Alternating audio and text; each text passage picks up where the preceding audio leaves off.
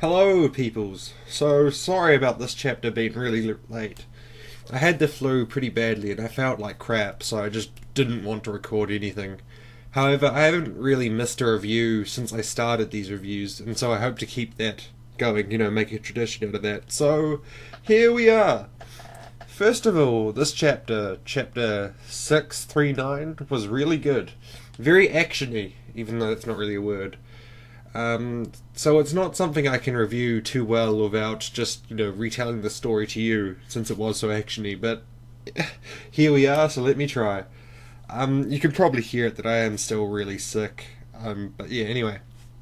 So to begin, we get to recognize that Obito is stronger than the first and second Hokage, and the second has some form of plan to use the Edo Tensei in conjunction with some attack or series of attacks that he's built around the idea of Edo Tensei, which goes on to indicate that he's done this before using others.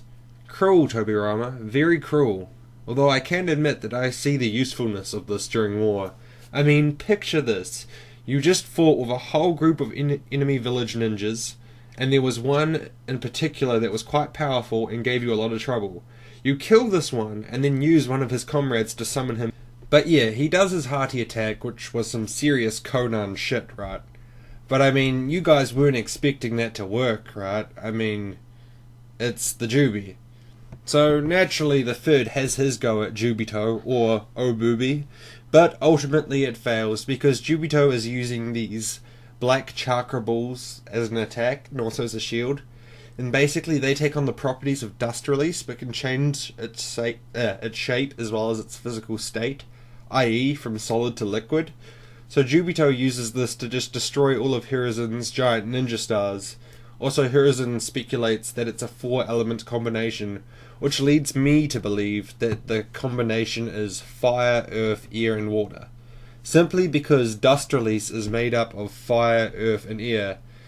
And since this attack enters a liquid state, it would make sense that it's water, right? Oh, and let me tell you, if they added lightning to this, everyone would be hella fucked. Because then it would be able to enter a plasmorious state. Don't know if I fucked that word up or not. But anyway, yeah, it would be able to enter a plasmorious state, which that would disperse fast and doesn't require to connect to itself, since how plasma works.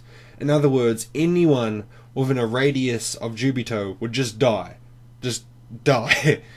Also, imagine if Juubito was actually able to use his Sharingan properly at this point. He could go intangible whilst going crazy with these black chakra attacks, and no one would be able to touch him. I guess we're lucky in the sense that Juubito is completely feral at this point and isn't capable of, thought, to be honest. We also see that he's using the chakra like a lance and a shield, and to certain extents like a sword as well. I mean, he also does this attack where he grabs you on the forehead and then pushes all that chakra into your brain, which is relevant to what happens later on in the chapter. It's also how he takes down Hiruzen. But yeah. Oh, and we also get to see that Madara has decided he's had enough of Hashirama's shit, and they're gonna fight right now. I don't think Madara cares all that much about anything other than fighting Hashirama. If anything, Madara's heaven would just be him and Hashirama sealed within the Death Reaper seal, because, within the Death Reaper you fight each other eternally within the belly of the beast. I mean, that's pretty much perfect for him, right? Oh, and Juubito gets really fat. Like hella fat, like Whale Rider kind of fat, due to not having full control of the Jubi. Did he ever have any control to begin with? And I gotta say, I honestly cracked up at looking at this. I just imagined him looking at Naruto and then being like, "Oi you! Get in my belly!" But this is where the mindfuck sort of happens. Sasuke saves Naruto's life, and we're all like, "Oh yay, he's good." Wait. No. He then goes on to say something like, "No, not you.